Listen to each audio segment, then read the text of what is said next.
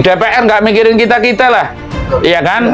Kalau pas mendekat saja, pas mau pemilu itu, pilkada itu, ya kan? Kita diperlukan, tapi mana ada anggaran untuk perjalanan spiritual? Nggak ada luangnya gitu loh. Dan dia nganggapnya kita justru orang gila kan? Tapi terima kasih. Tapi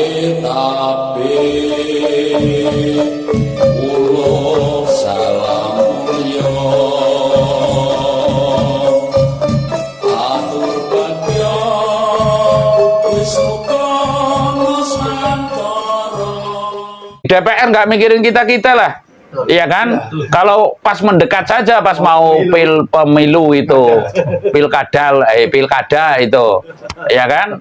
Kita diperlukan, tapi mana ada anggaran untuk perjalanan spiritual? Nggak ada luangnya gitu loh. Dan dia nganggapnya kita justru orang gila kan? Tapi terima kasih. Tapi tanpa kita difungsikan, niscaya Nusantara akan gonjang-ganjing selamanya begitu loh. Gonjang-ganjing karena belajar dari Pak Karno dan Pak Harto dulu, menfungsikan nilai spiritual asli Nusantara sing meruhi dununge ngagesang ing telenging jiwa ragane, bukan membaca buku. Taruhlah, saya nggak mengatakan membaca kitab suci ya. Sekarang kitab suci itu untuk diamalkan ya kan, bukan untuk dihafalkan. Dan sekarang tahapannya saya melihat, saya merasakan tahapan hafalan. Nah, tindakan nyata panjenengan yang saya maksud tadi wadah itu apa, monggo? Ini Ki, jadi kalau saya memang mengartikan bagaimana kita itu berkontribusi ya. Iya. Basic saya Andil, memang basicnya kita itu, saya ya, terutama saya pribadi memang penggiat budaya, pelestari budaya Nusantara. Kenapa pelestari budaya Nusantara? Karena budaya itu di Indonesia banyak sekali. Jadi yang dilestarikan itu semuanya, bukan salah satu budaya. Tidak ada yang ditinggikan, tidak ada yang direndahkan. Dari Sabang sampai Merauke, Miangas sampai Pulau Rote, itu punya sebuah budaya masing-masing. Budaya itu dari leluhurnya turun-temurun. Dan tentunya budaya itu ada, di dalam budaya itu ada sebuah pesan, ada sebuah substansi yang baik, yang positif. Sebagai apa? Sebagai hal yang harus kita ikuti, kita jalani. Contoh yang sekarang kita tadi ditanyakan oleh Gu Kunchara, kalau saya skala kecil ya, kita itu harus berpikir gini, bangunlah jiwanya, bangunlah badannya. Jadi jiwanya dulu yang dibangun. Artinya apa? Pemerintah membangun secara fisik, secara hukum, secara ekonomi, kesehatan dibangun, semuanya infrastruktur. Itu bagian pemerintah. Tapi ingat, ayo kita cinta kepada pemerintah. Saya sebagai atas nama saya pribadi, juga atas nama dulur-dulur budayawan se-Indonesia saja yang pas melihat ini. Ayo kita itu belajar membangun jiwa kita dulu. Jiwa apa? Jiwanya orang Nusantara. Jiwa yang budi pekerti luhur, yang bisa mekol dhuwur mendem jero. Apa artinya mekol dhuwur mendem jero? Orang itu tidak ada yang sempurna. Jangankan jadi presiden. Kalau saya itu orangnya netral, bukan orangnya A atau B, enggak. Saya warga negara Indonesia. Dan saya mempelajari Indonesia itu masih umur berapa ya? 77 ya. Tahun ya, Indonesia. Padahal Majapahit itu 400 lebih itu bisa runtuh kok. Nah, dari sejarah yang ada, jangan sampai itu terulang. Makanya kita harus tahu, supaya negara ini nggak runtuh. Bagaimana? Apa yang membuat negara ini suatu saat bisa runtuh? Kembali kepada budaya. Jadi budaya itu antar suku itu beda. Jangan suku, antar desa aja beda. Tapi kalau kita itu menghormati dengan dasar Pancasila, satu ketuhanan. Jadi kita itu menghormati, semua punya cara untuk berbakti kepada Tuhan. Kita menghormati, itu kalau di Indonesia, di Nusantara. Kedua, kita harus mempunyai jiwa manusia, berkemanusiaan. Jadi saya paling apa ya, bukan nggak suka gitu. Janganlah kita itu menilai orang. Itu tadi, kita jadi kepala keluarga kadang pusing, apalagi jadi kepala negara. Makanya saya sendiri itu dari presiden pertama sampai presiden sekarang, saya itu sangat hormat. Saya sangat menghargai perjuangan beliau. Dan itu tidak mudah, pasti ada kekurangan, kelebihan. Yang dimaksud mikul dhuwur mendem jero, di mana kita selalu hormat, patuh pada aturan, dan menjaga etika kita, secara adat, secara pemerintahan. Juga kita mendem jero itu ketika ada pemimpin salah, saudara salah, siapapun salah, monggo saling-saling kita ingatkan gitu. Jadi nggak malah saling menjelekkan, menghujat, mengujar kebencian, janganlah. Sudah waktunya lah. Semoga Tuhan, semoga Allah Subhanahu wa taala yang widiwasa, yang murbeng dumadi itu Lalu jenengan membuat wadah. Iya. Iya. Jadi Ini saya terkesima dengan kebangkitan Nusantara. Dengan kata lain, jenengan memperjuangkan kebangkitan Majapahit jilid yang kedua, kan seperti itu loh. Nah, ini taruhlah perlu suasana yang semarak, berkobar dan bersatu begitu loh. Lah, yang saya tanyakan wadah jenengan itu apa, lalu ADART apa ya? Misi dan visi gitu secara itunya apa gitu. Iya, nggak apa-apa gitu. Jadi iya ngumpul. Ini di konten ini enggak boleh. Lebih aja. Ya, intinya gini, kita ini kan tergabung dalam banyak wadah lembaga kebudayaan. Jadi bagaimana kita itu mengisi kemerdekaan dengan hal yang positif yang berhubungannya dengan pelestarian budaya. Misalnya saya orang Jawa, ya saya pakai atribut ini salah satu wujud nyata saya. Bukan berarti kata orang, oh ini Mas Breng ini kemana-mana pakai blangkon kayak menunjukkan diri. Memang saya harus gitu. Iya, iya.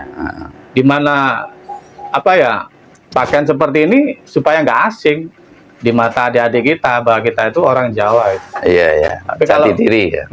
Jadi bukan menunjukkan apa atau apa. Kedua, kita aktif sekali di kegiatan lintas agama.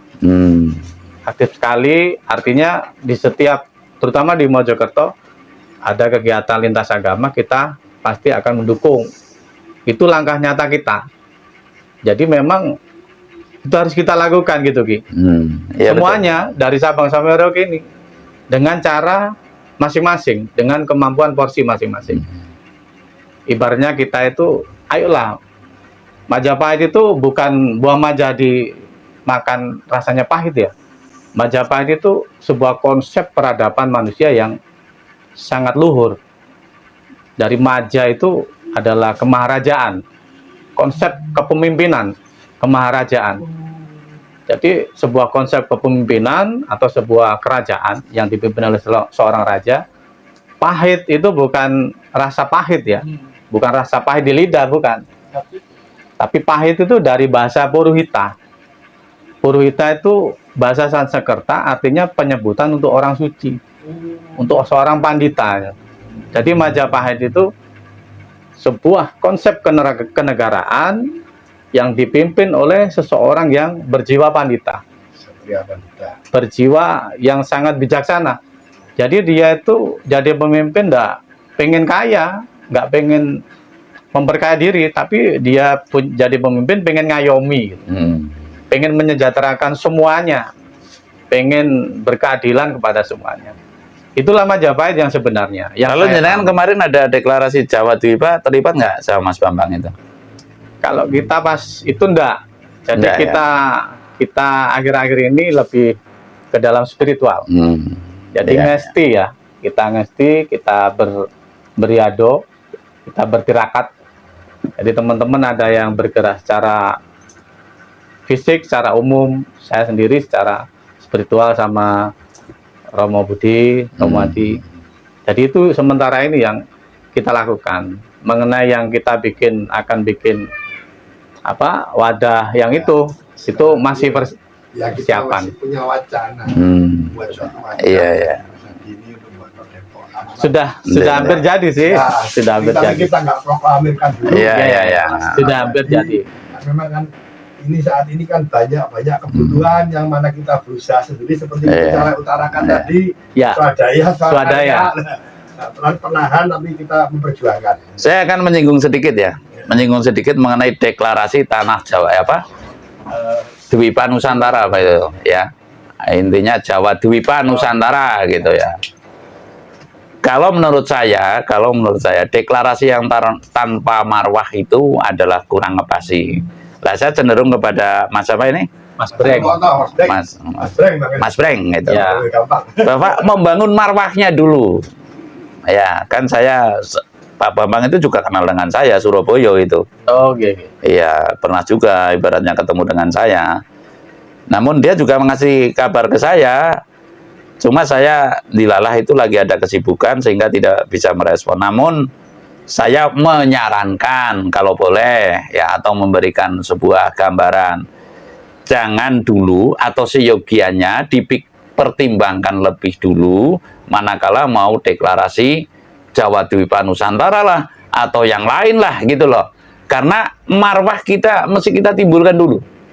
Ruh Nusantara ini tatkala akan merdeka itu kan karena marwah digayuh dulu gitu loh.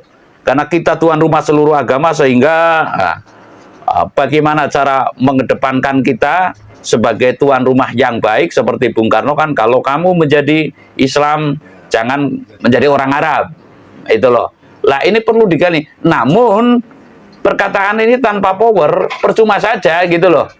Lah membangun marwah ini yang lebih penting menurut saya, lebih penting. Lah jenengan termasuknya saya taruhlah salut lah.